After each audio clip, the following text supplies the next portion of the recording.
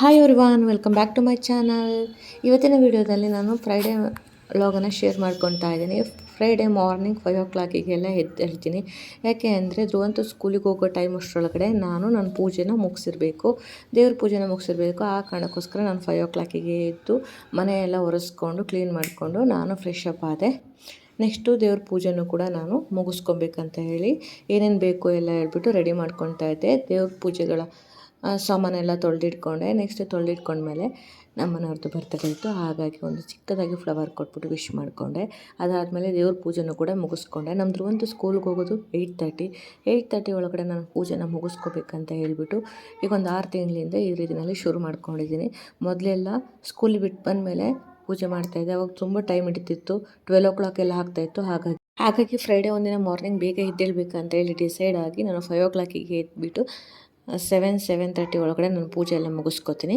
So ಇವಾಗ ಪೂಜೆ ಎಲ್ಲ ಆಯಿತು. ನೆಕ್ಸ್ಟು ನಾನು ಇವತ್ತು ದೋಸೆಗೆ, ಫ್ರೈಡೇ ದಿನ ನಾನು ಯಾವಾಗಲೂ ದೋಸೆ ಇಲ್ಲ ಚಿತ್ರಾನ್ನ ಈ ರೀತಿಯಲ್ಲಿ ಮಾಡ್ಕೊಳ್ಳೋಕ್ಕೆ ರೆಡಿ ಮಾಡ್ಕೊತೀನಿ. ದೋಸೆ ಹಿಟ್ಟನ್ನು ರೆಡಿ ಮಾಡಿ ಇಟ್ಕೊಂಡೆ.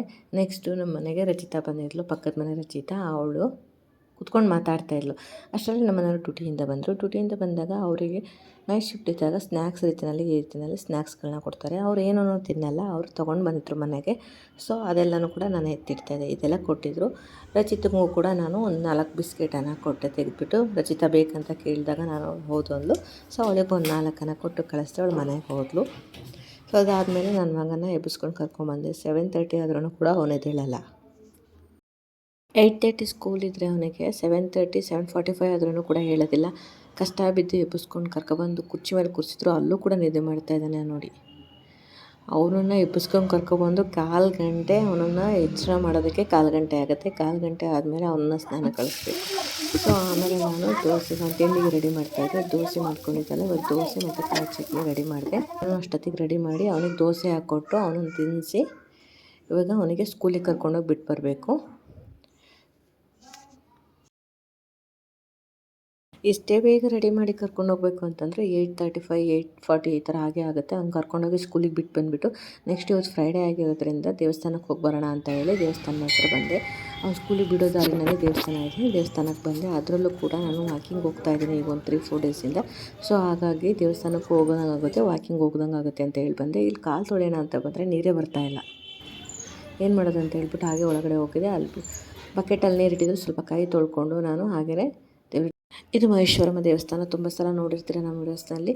ಆ ದೇವಸ್ಥಾನದಲ್ಲಿ ಸ್ವಲ್ಪ ಹೊತ್ತು ಕೂತಿದ್ದು. ಮತ್ತು ಇಲ್ಲಿ ಏನಂತ ಅಂದರೆ ಎಲ್ಲರೂ ಕೂಡ ಶುಕ್ರವಾರ, ಮಂಗಳವಾರ ನಿಂಬೆಹಣ್ಣಿನ ಆರತಿಯನ್ನು ಮಾಡ್ತಾರೆ. ಈ ರೀತಿಯಲ್ಲಿ ಮಾಡಿ ಪೂಜೆ ಮಾಡಿ ಇಲ್ಲಿ ಇಟ್ಟೋಗ್ತಾರೆ. ಮತ್ತು ಇಲ್ಲಿ ಉಪ್ಪನ್ನು ಕೂಡ ಸುರಿದಿದ್ದಾರೆ. ಇದು ಏನಂತ ನನಗೆ ರೀಸನ್ ಗೊತ್ತಿಲ್ಲ. ಅದರ ಪಕ್ಕದಲ್ಲೇ ಆಂಜನೇಯ ಸ್ವಾಮಿ ದೇವಸ್ಥಾನ ಇದೆ. ಆ ದೇವಸ್ಥಾನಕ್ಕೂ ಕೂಡ ಹೋಗಿದ್ದೆ.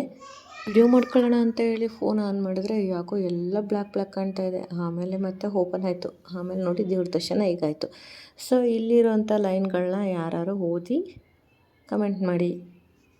ಸೊ ಆಂಜನೇಯ ದೇವಸ್ಥಾನದ ಪಕ್ಕದಲ್ಲೇ ನಮ್ಮ ಬಾಸ್ ಗಣೇಶ ಅವರು ಕೂತಿದ್ದಾರೆ. ಅವ್ರಿಗೂ ಕೂಡ ಕೈ ಮುಗಿದು ಬಸ್ಗೆನ ಹೊಡೆದು ದೇವ್ರ ಪ್ರದಕ್ಷಿಣೆ ಹಾಕ್ಕೊಂಡು ನಮ್ಮದು ಒಂದು ವಿಡಿಯೋ ಕ್ಲಿಪ್ ಇರಲಿ ಅಂತ ಹೇಳಿ ದೇವ್ರ ಜೊತೆ ಫೋಟೋ ತಕ್ಕೊಂಡು ಹೊರಗಡೆ ಬಂದೆ. ದೇವ್ರ ದರ್ಶನ ಎಲ್ಲ ಮುಗಿಸ್ದೆ. ಅಲ್ಲೇ ಗೌರ್ಮೆಂಟ್ ಸ್ಕೂಲ್ ಇದೆ, ಅದ್ರ ಪಕ್ಕದಲ್ಲೇ ಪಾರ್ಕ್ ಇದೆ. ಸೊ ನಾನು ವಾಕಿಂಗ್ ಹೋಗ್ತಾಯಿದ್ದೆ ಅಂತ ಹೇಳಿದ್ನಲ್ಲ, ಏನು ರೀಸನ್ ಅಂತ ಅಂದರೆ ಹಂಗೆ PCOD ಇದೆ. ಹಾಗಾಗಿ ನಾನು ಕಂಪಲ್ಸರಿ 3/4 ಗಂಟೆ ವಾಕಾದರೂ ಮಾಡಲೇಬೇಕಂತೇಳಿ ಡಾಕ್ಟರ್ ಸಜೆಸ್ಟ್ ಮಾಡಿದ್ದಾರೆ. ಬಟ್ ನಾನು 15 ಡೇಸ್ ಹೋದೆ. ಅದರಲ್ಲೂ ಮನ್ವಿತಾ ನನ್ನ ಜೊತೆ ಇರೋದ್ರಿಂದ ಅವಳು ಎತ್ಕೊಂಡು ನನಗೆ ವಾಕ್ ಮಾಡೋಕ್ಕಾಗ್ತಾ ಇರಲಿಲ್ಲ. ಸೊ ಹಾಗಾಗಿ ಬಿಟ್ಟೆ. ಮತ್ತು ಇವಾಗ ಮನ್ವಿತಾ ಊರಿಗೆ ಹೋಗಿದ್ದಾಳೆ. ಆ ಕಾರಣದಿಂದ ಕಂಟಿನ್ಯೂಸ್ ಆಗಾದರೂ ವಾಕ್ ಮಾಡೋಣ ಅಂತ ಹೇಳಿಬಿಟ್ಟು ಬೆಳಗ್ಗೆ ಧ್ರುವಂತನ ಸ್ಕೂಲಿಗೆ ಬಿಟ್ಟ ತಕ್ಷಣ ಇಲ್ಲೇ ಪಾರ್ಕಿಗೆ ಬಂದು ವಾಕನ್ನು ಮಾಡ್ತಾಯಿದ್ದೀನಿ. ಸೊ ಇವಾಗ ಪಾರ್ಕಿಗೆ ಬಂದೆ. ನೋಡಿ ಇವಾಗ ವಾಕ್ ಮಾಡೋಣ ಅಂತ ಹೇಳ್ಬಿಟ್ಟು ಟೈಮರ್ನ ಸೆಟ್ ಮಾಡ್ಕೊಂಡಿದ್ದೀನಿ. ಎಷ್ಟು ಸ್ಟೆಪ್ಸ್ ಹೋಗ್ತೀನಿ, ಎಷ್ಟು ರೌಂಡ್ ಹೋಗ್ತೀನಿ ಅಂತ ಹೇಳಿ ಕೌಂಟ್ ಮಾಡಿಕೊಂಡು ವಾಕಿಂಗನ್ನು ಹೊರಟಿದ್ದೀನಿ. ಇವಾಗ ಈ ಪಾರ್ಕಿಗೆ ಬಂದರೆ ಅಕ್ಕಿನ ಚಿಲಿಪಿಲಿ ಆಗಿರ್ಬೋದು, ಅಥವಾ ಅದೊಂದು ಪೀಸ್ಫುಲ್ ವಾತಾವರಣ ಆಗಿರ್ಬೋದು, ಜನಗಳು ವಾಕಿಂಗ್ ಮಾಡ್ತಾ ಇರೋದು, ಅದೊಂದೆಲ್ಲ ನೋಡೋಕ್ಕೆ ಒಂಥರ ಮನಸ್ಸಿಗೆ ಸಮಾಧಾನ. ಅದಕ್ಕೇ ಅನಿಸುತ್ತೆ ಎಲ್ಲರೂ ಕೂಡ ಬೆಳಗ್ಗೆ ಮಾರ್ನಿಂಗ್ ಬಂದು ವಾಕನ್ನು ಮಾಡುವಂಥದ್ದು. ಒಂದು ಪೀಸ್ಫುಲ್ ಲೈಫ್ ಬೇಕು. ಎಷ್ಟೇ ಸ್ಟ್ರೆಸ್ ಇದ್ದರೂ ಕೂಡ ಅದನ್ನು ಆ ವಾಕಿಂಗ್ ಮಾಡಬೇಕಾದ್ರೆ ಅಥವಾ ಆ ವಾತಾವರಣ ನೋಡಿ ನಾವು ಆ ಮೈಂಡ್ ಸೆಟ್ಟನ್ನು ಚೇಂಜ್ ಮಾಡ್ಕೋಬೋದು ಅಂತ ಹೇಳಿ ವಾಕಿಂಗ್ ಬರ್ಬೋದು ಅನಿಸುತ್ತೆ. ನಾವು ಎಷ್ಟೋ ಸಲ ಅಂದ್ಕೊಳ್ತೀವಿ ನಾವು ಹೆಲ್ದಿ ಲೈಫನ್ನು ಲೀಡ್ ಮಾಡಬೇಕು ಅಂತ ಹೇಳ್ಬಿಟ್ಟು, ಬಟ್ ಎಷ್ಟೋ ಟ್ರೈ ಮಾಡಿದ್ರು ಕೂಡ ಆಗೋದಿಲ್ಲ.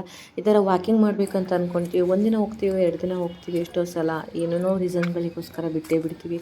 ಹಾಗಾಗಿ ವಾಕಿಂಗನ್ನು ಮಾಡೋದು ಒಂದು ಡೈಲಿ ರುಟೀನ್ ಆಗಿರಬೇಕು. ನಮ್ಮ ಹೆಲ್ತನ್ನು ಫಿಟ್ಟಾಗಿ ಇಟ್ಕೊಬೇಕಂತ ಅಂದರೆ ನಾವು ವಾಕಿಂಗ್ ಮಾಡಲೇಬೇಕು, ಎಕ್ಸಸೈಸ್ ಮಾಡಲೇಬೇಕಂತ ಹೇಳಿ ಹೇಳ್ತಾನೆ ಇರ್ತಾರೆ. ಆದರೂ ಕೂಡ ನಾವು ಅದನ್ನೆಲ್ಲ ಮರ್ತೇ ಬಿಡ್ತೀವಿ. ಸೊ ವಾಕಿಂಗ್ ಮಾಡ್ಬೇಕಾದ್ರೆ ಈ ಥರ ಸ್ಕೂಲ್ ಸ್ಟೂಡೆಂಟ್ಸ್ಗಳು ಅಥವಾ ಕಾಲೇಜ್ ಸ್ಟೂಡೆಂಟ್ಸ್ಗಳು ಗೊತ್ತಿಲ್ಲ, ಈ ಥರ ರೆಡಿಯಾಗಿ ಬಂದುಬಿಟ್ಟು ಇಲ್ಲಿ ಫೋಟೋಶೂಟ್ ಮಾಡ್ಕೊತಾ ಇದ್ರು.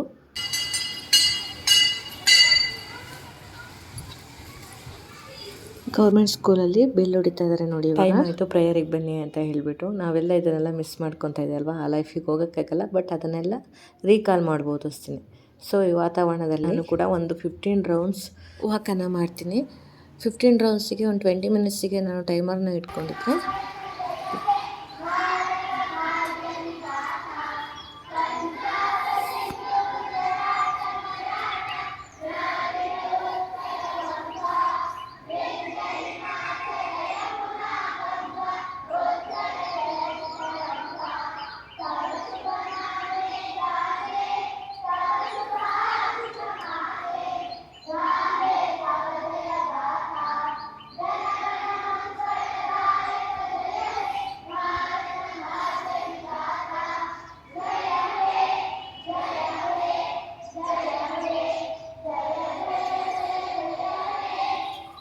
ನೋಡಿದ್ರಲ್ಲ, ವಾಕ್ ಮಾಡ್ತಾಯಿದ್ರೆ ಸಡನ್ನಾಗಿ ಯಾವ ರೀತಿ ನೋಡಿ ಪಾಸ್ ಆದರು ಅಂತ ಹೇಳಿಬಿಟ್ಟು. ಹಾಗೆಯೇ ನ್ಯಾಷನಲ್ ಆಂಥಮ್ ಬಂದರೆ ಎಲ್ಲರೂ ಕೂಡ ಎಲ್ಲೇ ಇದ್ರೂ ಕೂಡ ಸ್ಟಾಪ್ ಮಾಡ್ತಾರೆ ಅನ್ನೋದಕ್ಕೆ ಇದೊಂದು ಬೆಸ್ಟ್ ಎಕ್ಸಾಂಪಲ್ ಆಗಿರುತ್ತೆ. ಸೊ ವಾಕೆಲ್ಲ ಮುಗಿಸ್ಕೊಂಡೆ 3138 ಸ್ಟೆಪ್ಸನ್ನು ನಾನು ವಾಕ್ ಮಾಡಿದ್ದೀನಿ ಅಂತ ಹೇಳಿ ತೋರಿಸ್ತಾ ಇದ್ದೆ.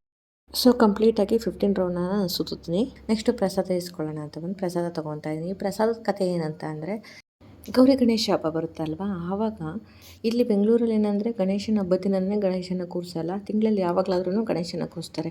ಹಾಗೆಯೇ ಒಂದು ಬಿದಿನಲ್ಲಿ ಗಣೇಶನ ಕೂರಿಸಿದ್ರು.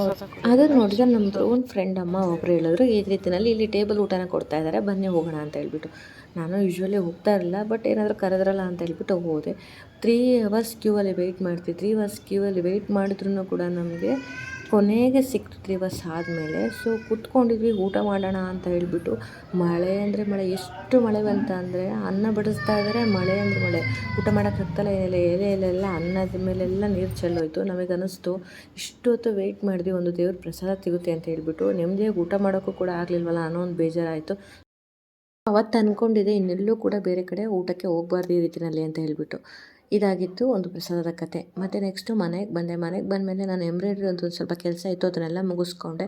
ಮತ್ತು ಪಾರ್ಕಲ್ಲಿ ಕಂಟಿನ್ಯೂಸಾಗಿ ಎಕ್ಸಸೈಸ್ ಮಾಡಿಬಿಟ್ಟೆ. ಎಕ್ಸಸೈಸ್ ಮಾಡಿಬಿಟ್ಟಿದ್ದಕ್ಕೆ ಕಾಲಂತೂ ಕಂಪ್ಲೀಟಾಗಿ ನೋವಾಗಿ ನಡೆಯೋಕ್ಕೂ ಕೂಡ ಆಗ್ತಿರಲಿಲ್ಲ, ಆ ಪರಿಸ್ಥಿತಿ ಬಂದು ನಿಂತಿತ್ತು. ಇದಾಗಿತ್ತು ಇವತ್ತಿನ ವಿಡಿಯೋ ಇಷ್ಟ ಆದರೆ ಪ್ಲೀಸ್ ಲೈಕ್ ಮಾಡಿ, ನಮ್ಮ ಚಾನಲ್ನ ಸಬ್ಸ್ಕ್ರೈಬ್ ಮಾಡಿ. ಮುಂದಿನ ವಿಡಿಯೋದಲ್ಲಿ ಈ ದೇವಸ್ಥಾನ ಯಾವುದು, ಈ ದೇವಸ್ಥಾನದ ಬಗ್ಗೆ ಎಲ್ಲ ನಿಮಗೆ ಇನ್ಫಾರ್ಮೇಷನ್ನ ಕೊಡ್ತೀನಿ. ಇವತ್ತಿನ ವಿಡಿಯೋನ ಇಲ್ಲಿಗೆ ಎಂಡ್ ಮಾಡ್ತೇನೆ. ವಿಡಿಯೋ ಇಷ್ಟ ಆದರೆ ನಮ್ಮ ಚಾನಲ್ ಸಬ್ಸ್ಕ್ರೈಬ್ ಮಾಡಿ.